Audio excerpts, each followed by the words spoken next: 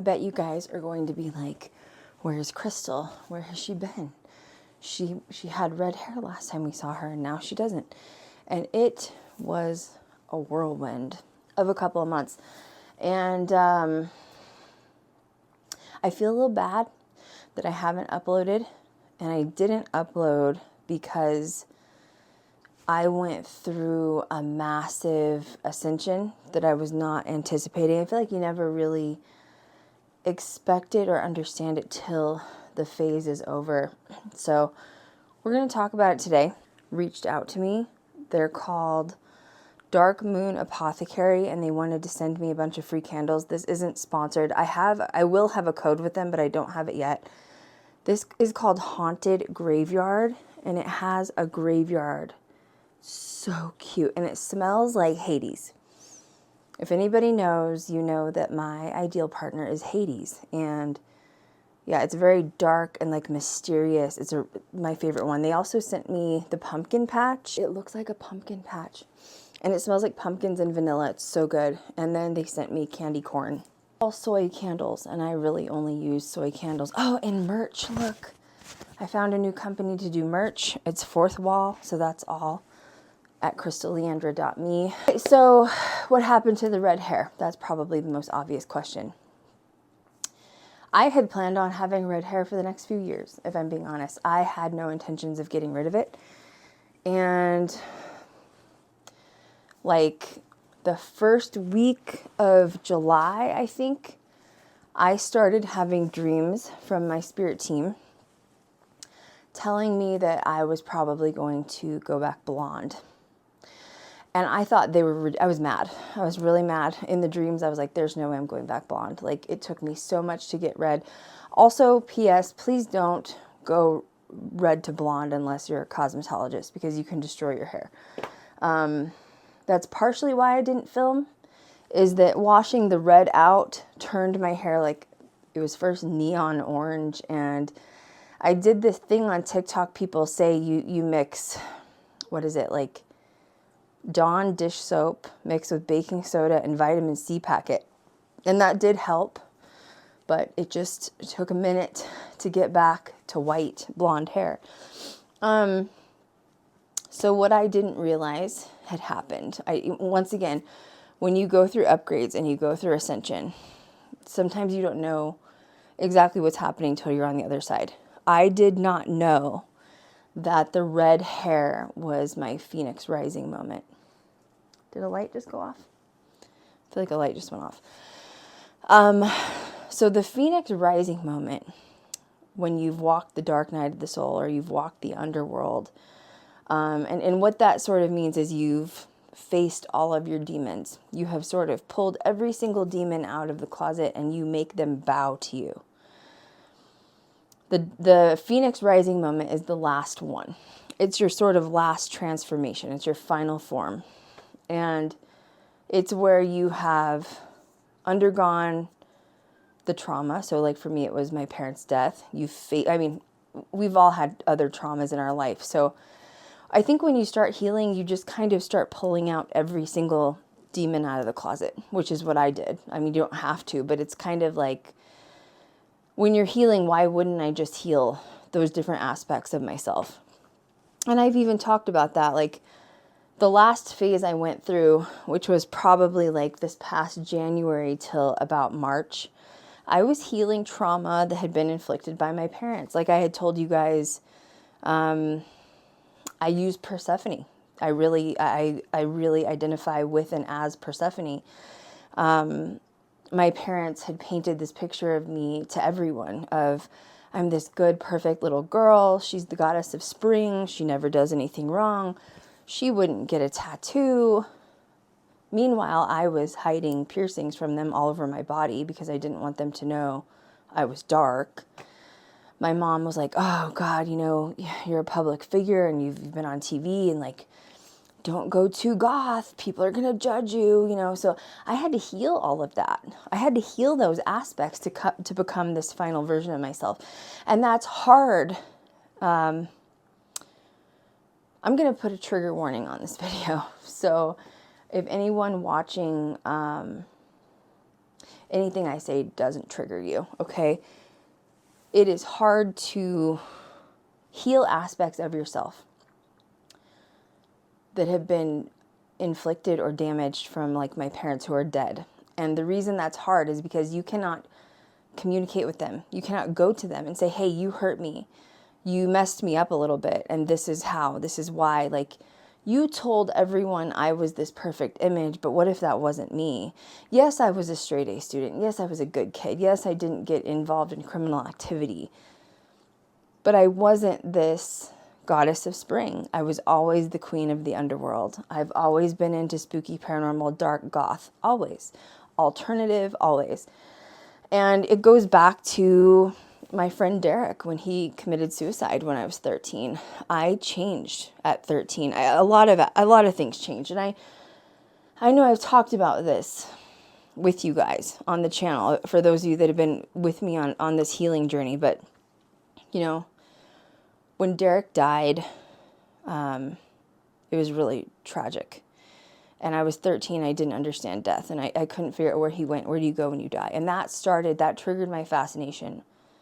I mean, I was already obsessed with death. I don't want to make that sound dark, but I was. I don't really know how else to word it. I don't think it's normal for a child that's 3 years old to like Elvira and to like scary stories and to like Tales from the Crypt and Tales from the Dark Side. Like, I was 3 years old. That stuff didn't scare me. I needed to consume it. It was the only way I could express myself. At 3 years old, I've always been dark. And when I say I'm fascinated with death, I don't mean that I want to die. I mean that I know this isn't it. I know this isn't the end. Okay, that's what I mean when I say I've always been fascinated with death. And yes, my parents knew this. Of course they did. Like, you know, I live with them and they see my truest form, okay? But I think they just didn't want me to totally show the outside world how dark I was. What does that mean? I don't know.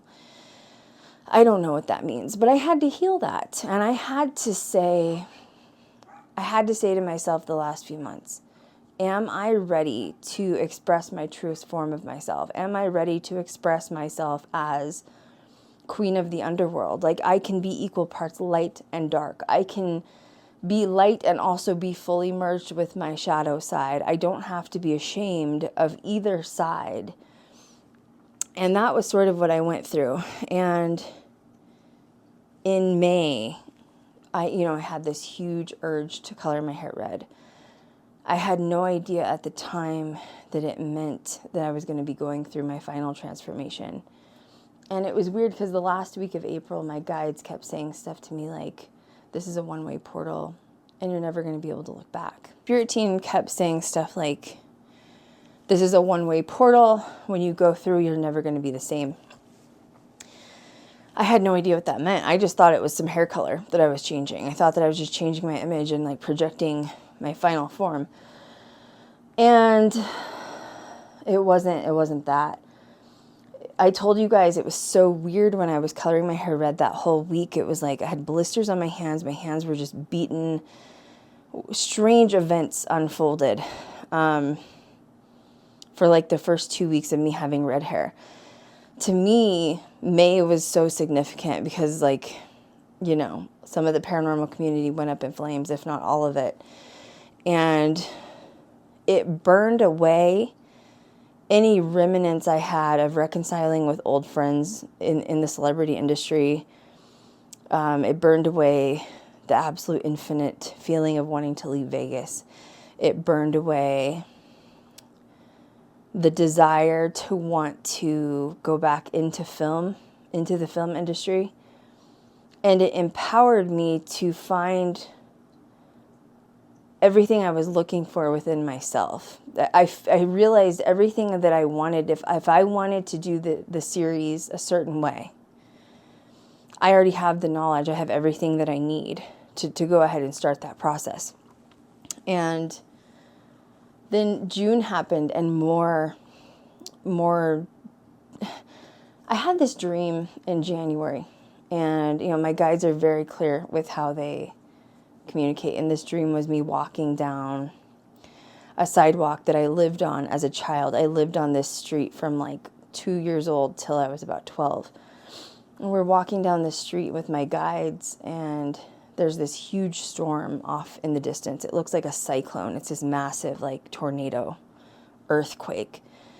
And I looked over and I panicked, and I looked at my spirit team and I said, oh my God, like, are we okay? Is it coming towards us? And my one guide, he said, it's going to be okay. Just come stay with us and you're going to be okay. And I kept saying, is it coming towards us? Is it coming towards me? And they wouldn't answer. So I really think that the cyclone was May and June. And there was one point, I hope that I can find the picture, I'll put it up here. It was like the first week of June, and I was inside my house, and I got this audible message from my spirit team. And they said, go outside and look up. You're in the eye of the storm. The worst has passed. This was about maybe June 7th or 9th. And so I went outside in my backyard, and hopefully I found the picture. And there's this beautiful clearing, and it looks like a hole in the sky. It's gorgeous. And I was like, okay, I still don't understand what, like, I'm in the eye of the storm. Isn't that bad, though? Because, like, there's still more storm left. They're like, no, the worst has passed. And I still had a little ways to go. So I didn't get out of the clearing until essentially, July 4th. I had been warned about July 4th on several occasions, specifically that date. Had no, Spirit, when they give you messages like that, you have no idea what it means. Like, what is it? What's the significance of July 4th? They'd showed me moving on July 4th, and I was like, there's no way that's going to happen yet. Like, they'd showed me all these scenarios, like, just whatever it was, July 4th was significant, and that was the day that my Phoenix rebirth was complete. So a Phoenix rebirth is your final form. It's after you have shed all of those layers of onions and you have completed the transition process. You have faced every single shadow or most of your shadows. You have healed through them. You have shed them. And the term that my spirit team keeps using is you have overcome your demons and made them bow to you. It's done. It's complete. The transition's done. And so July 4th, I started getting these images of I had to go back blonde. And I was like, this is crazy. I'm not coloring my hair again. Like, I loved the red hair. I had nothing about the red hair was wrong. And then about a week later, I'm not going to say a lot. I'm going to keep it private for now. I had gotten a contact from someone who was interested in being a private investor for Ghost Girl Diaries. Now, this is a new era for me. Okay, I've never worked with private investors before. I've only worked with production companies. And these private investors seem pretty interested in me. They are interested in my knowledge. They're very serious about it. And my first thought was, if I have to drop everything and go film for Ghost Girl Diaries, I cannot maintain the red hair because the red hair was too much maintenance. And all of a sudden I realized my spirit team had been warning me about this. So I went ahead and started the process of getting rid of the red hair with these sort of ongoing negotiations. But it was really weird. July 4th hit, and this is common for Vegas. When it gets really hot in Vegas, like over 102 degrees, your house will become infested with like sugar ants. Okay. So I've dealt with this before. You just call, I'll just call my guy that sprays around the yard and he'll come spray. But the problem is they have a special kind of spray for indoors and you can only use it once because of my animals. Okay. Like, you don't want it to be toxic to the animals. And the ants wouldn't go away. I mean, it was days and days. I've never experienced that. Usually, like, you deal with it once and then they're gone and that's it. And they would not go. They wouldn't leave. And to me, it was almost like ants show up during decomposition of rot, or like bugs with rot. It was almost like the old version of myself, the final version that I was leaving behind, was just absolutely rot. And I started to purge my whole house. There was a lot of things that I needed to still go through and get rid of particularly my mom's stuff. She had a lot of kitchen stuff, and some of it really reminded me of my childhood. But I had to have a real conversation with myself, like, if I move, am I really going to take all of this with me? Like, are we going to really drag your old life with you? Or are you going to start fresh? Are you ready to let go of every single past version of yourself? You cannot take everything with you from your childhood. It's just impossible. Plus, the pans were old. Like, they're memories. You hold on to memories. But that's not the person. That's not my mom. It's just a memory. So I ended up getting rid of like 6 huge trash barrels of just stuff that I just knew I could not take with me into my next like version of my life. So July was heavy. It was really heavy. And then when that happens, I'm coloring my hair. I really think that your hair color affects your aura. It affects your nervous system. I feel like the red hair was very much like blazing on fire. Like I came out and like the red hair version set everything on fire from my past that couldn't go with me. It was the storm. My red hair was the storm. And then I was coming back down. I think that blonde or platinum hair especially is very much ascended white light. It's like, ascended master, connecting to your spirit team, connecting to your higher self. And so my nervous system was having to reset from being so redhead and aggressive to like, getting back psychically sort of attuned. And I was just shaky. I was sick. I had horrible ascension symptoms for most of the month. There were times I was trying to film and I was like gonna throw up. I was so sick for days and days and days. So I had to literally just wait until my body got recalibrated with this new version of myself. And it's strange because now that I've finished it and I'm on the other side, I lost more friends last month, and I'm going to say something, and I'm not going to go into depth, okay? Kat and I had a severe falling out, and to put it, I'm not going to place blame on anyone, because I think when friendships end, it's both parties that are included, But if I'm being blatantly honest, the friendship has not been well since about 2022. And the main reason is because I changed a lot.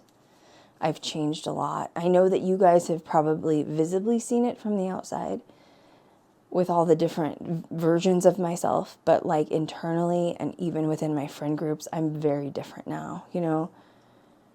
The girl that I was before my mom's death, she was a little bit of a pushover. I was very nice. I'm a Cancer rising. My home is your home. Mi casa, su casa. I'll give you the shirt off my back. But unfortunately, I would get taken advantage of a lot. I also think that that's why with production negotiations, I'd get ran over by men, because they would see me come in and I was this really light, sweet, I don't want to say yes man. And I had knowledge, but it wasn't, the knowledge in my Lilith placement wasn't overpowered enough from my Cancer rising, and I was just seen as this sweet, innocent girl. And when you're faced with such trauma, like my parents' death, and you're faced with such darkness, and it led me, I chose to walk through the underworld this time, right? I made that decision. I made the decision to descend, right? No one forced me to do it. No one drugged me there. I made the decision to descend. And when I went down and I faced all of my fears, my demons, and my darkness, you change as a person.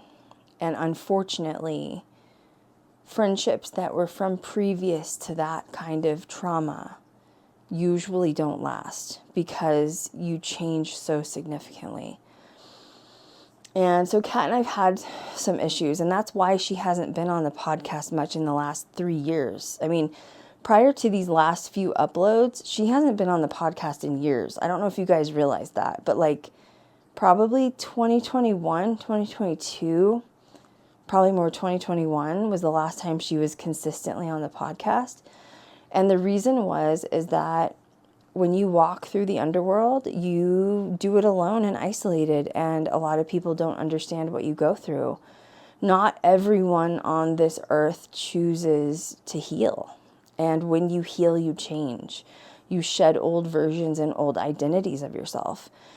And I love her. I wish her well. There were some boundaries that have been crossed that cannot be healed at this point. It cannot be healed. And you get to a point in a friendship where you have to decide if I choose myself or I choose the other person.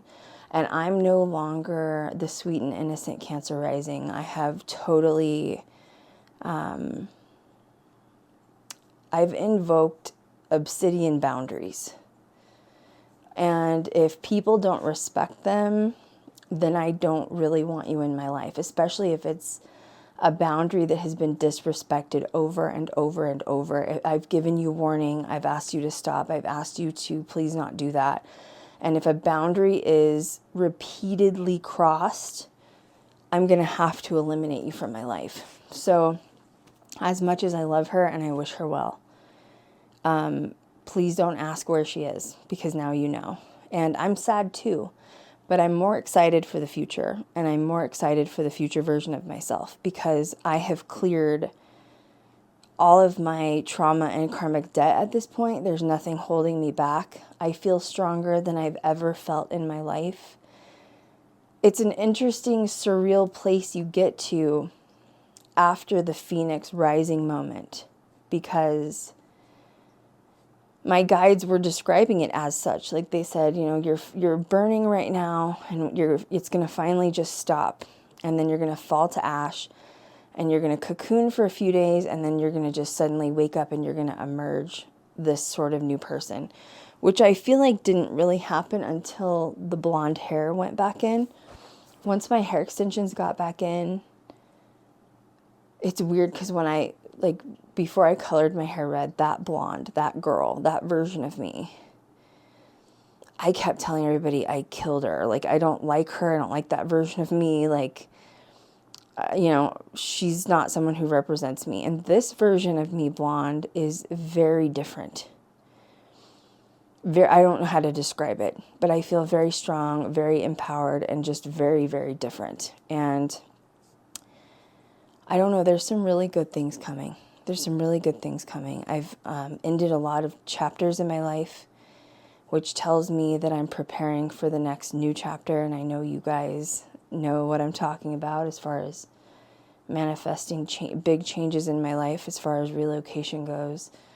And getting rid of a lot of toxic people has been so healthy for me. It's made the path very clear. It's made me very clear-minded. It's made me not question myself. It's made me feel supported in a way I've never felt before. I was going to do this video sooner, but there were some people the last few weeks that are actual subscribers that were leaving some snarky comments on my YouTube channel. And especially as subscribers, I know what that means. I know that means you guys are also probably going through Ascension too. You know, like if you're following me and you've been listening to my healing story and my healing journey this far, it's probably because you're on some sort of a death and, rebirth cycle as well. Okay. Because I don't think anyone else would be interested in the experiences that I've had, even like the psychic abilities that I developed. Okay. But I'm also not a kicking post. You know what I mean? And I guess it's one of those things where it's like, I don't expect everyone to understand my journey. I don't want everyone to understand my journey. You either, are healing and ascending or not. There is no gray zone.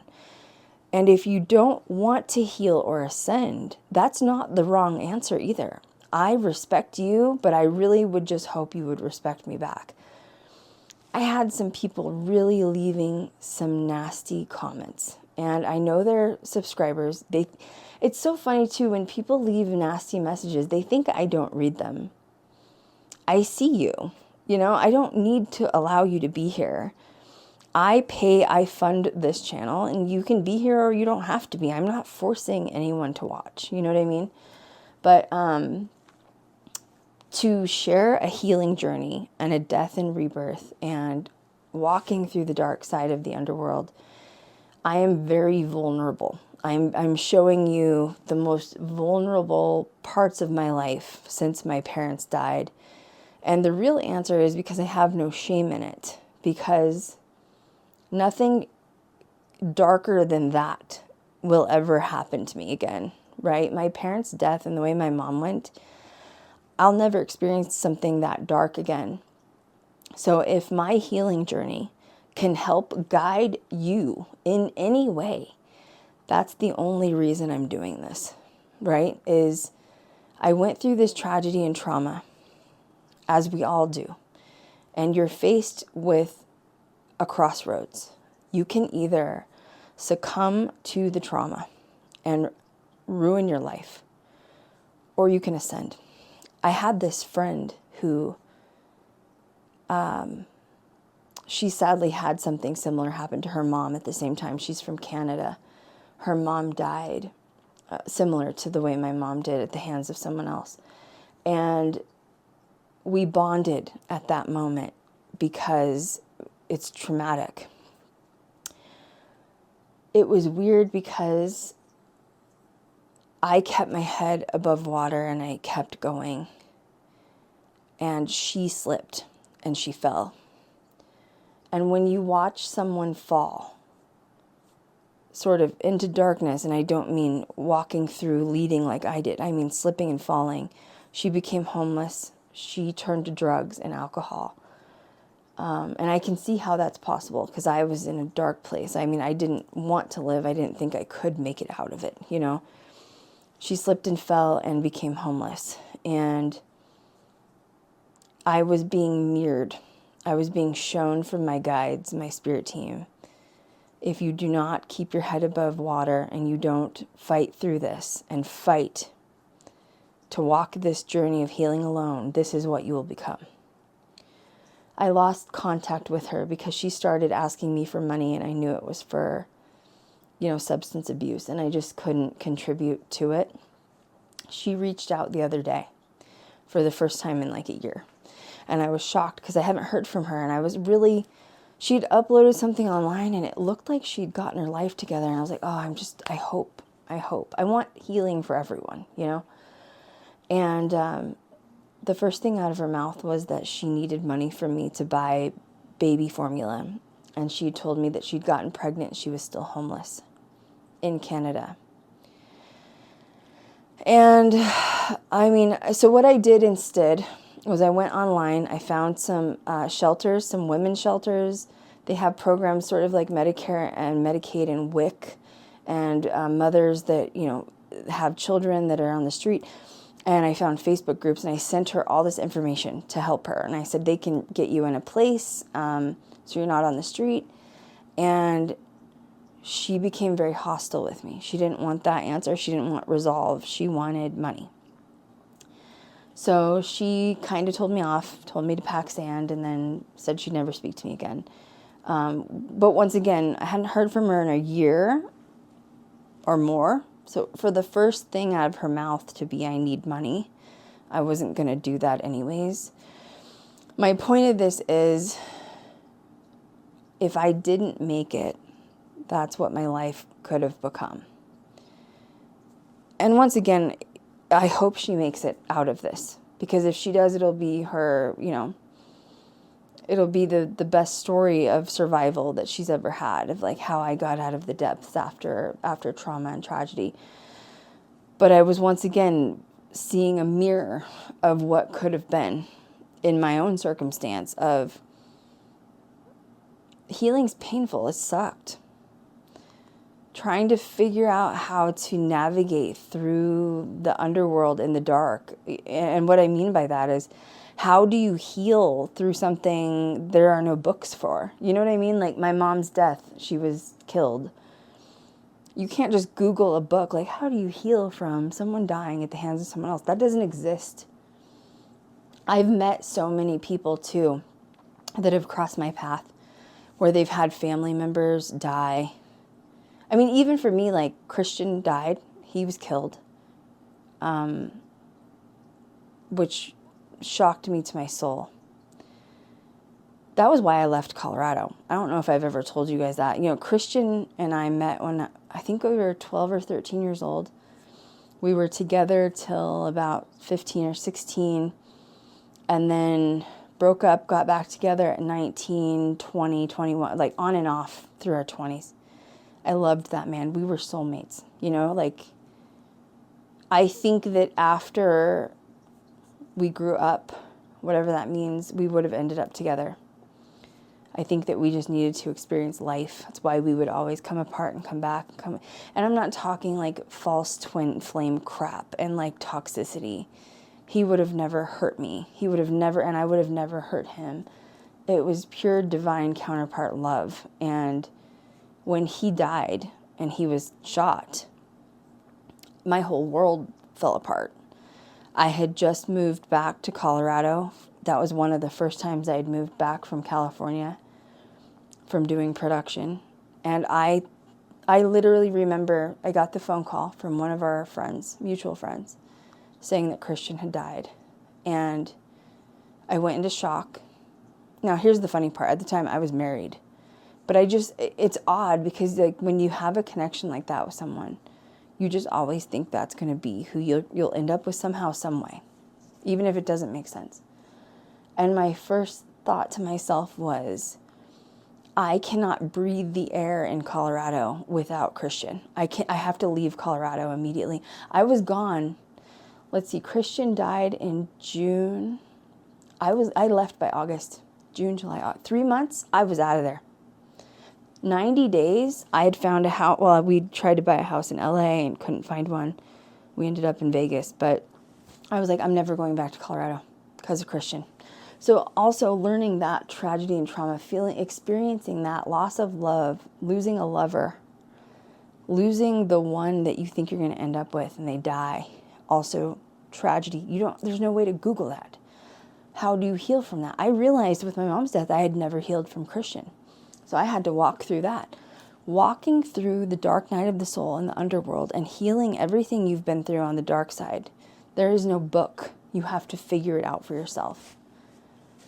And if you don't choose to do it, you will fall.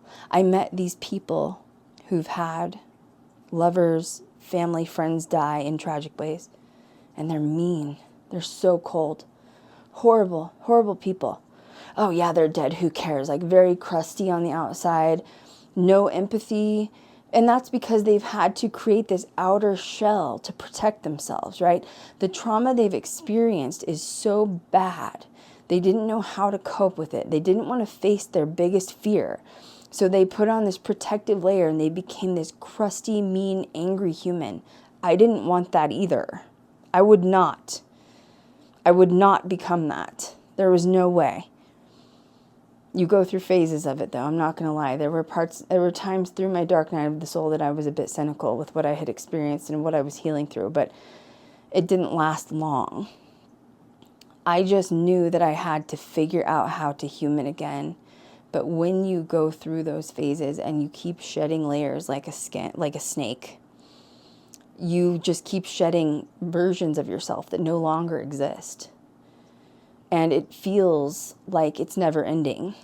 I mean, what I believe, okay, so my mom died January of 2022. My dad died June of 2022.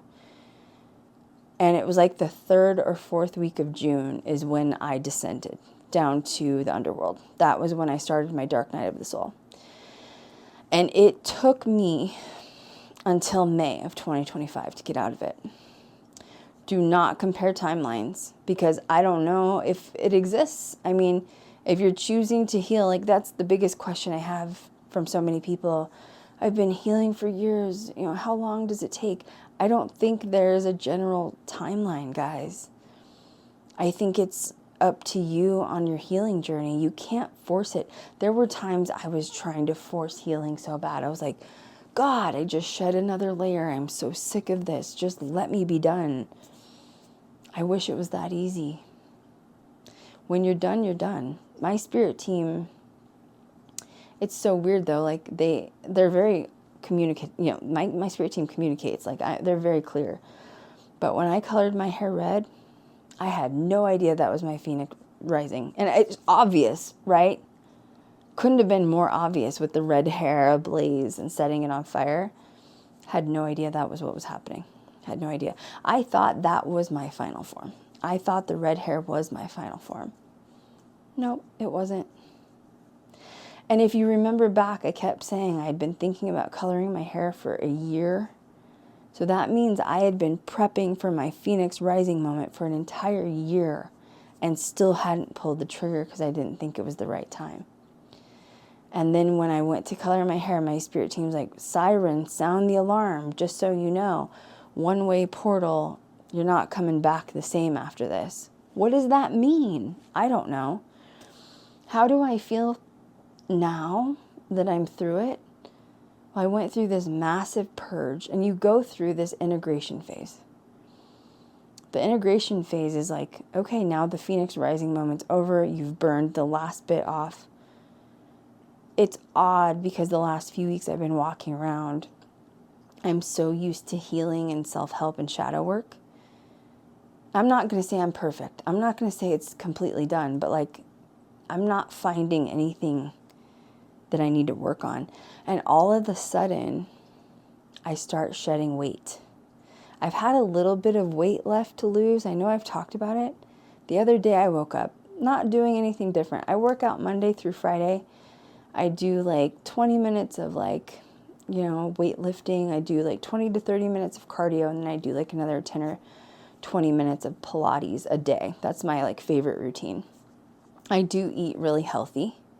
I'm pretty much vegetarian with a little chicken here and there, if that. And no carbs, no sugar. That's just who I am, okay? I'm very careful with what I eat. And all of a sudden I wake up one day, lose a pound. Next day, lose 1.5 pounds. The next day, lose 2 pounds. I call my friend who's like very intuitive, like clairvoyant, and she was like, sweetheart, this is the final phase. Your last form, you have nothing, you have no baggage left. So now your 3D physical body is trying to catch up with your energetic field. She was like, just write it out and have fun. She's like, you're not doing anything wrong. She's like, this is what happens when you fully ascend it. And I was like, holy crap, this is crazy. So that's what I'm sort of going through right now. I'm sorry I've been gone. I actually didn't even upload to Patreon because I've just been I was sick with Ascension for most of the month. But this is where we're at. And I'm pretty freaking excited for what's coming. And I'm going to send you guys so much love because I think some of you guys are also going through it and changes. And I'm just going to leave you with this last note. The healing cycle sucks. I'm not going to look back and say that it was fun. I literally feel like I died 1,000 times over the last few years. I would experience a new version of myself and I would kill her off and I would peel it away, and I would experience another version of myself and I would peel her off and I would, die. Like, I am a pro at death and rebirth. I am literally Persephone. I am literally queen of the underworld. I am queen of the dead, okay? I've walked through total darkness alone. I will say that eventually the rebirths get easier. But once you get to the end and you have found your true form, after getting rid of all of the sludge and trauma that has held you back for most of your life, you finally feel like you can breathe. And it's a pretty epic feeling. I'm done with integration. I just completed integration a few days ago. My guides come through and tell me this. So integration is when you integrate your final form with sort of your 3D body. You're pretty sick. Like, I was sick for like a good month, so I'm just prepping you guys for that. Once that Phoenix rising moment happens, I was pretty sick. I mean, I was hardly eating. I was nauseous. I wasn't working out. I was really sick. And now I'm in the magnetization phase. is what they have said. This is when you start magnetizing everything to you, and it's so crazy because I've been waking up to all these brand deals and offers, and I haven't even been posting online. So your energy is so loud. Once it's clear, you've cleared the muck. It is hard, but it's so worth it. And I'm sending you guys love if you're going through it. And let me know how you're doing in the comments, but it's time to get back to posting. I really miss the podcast. I miss everything. And you're about to see some major changes. My 3D world is now about to catch up to all of the energy work I've been doing the last few years. I'm just going to document everything so that you guys can be there along the ride with me, because I think this is going to be kind of fun. Because now the universe starts giving you your toppings after you've done all the work, right? So now I get all the rewards. So let me know how you guys are in the comments. Love you, and I'll catch you on the next one.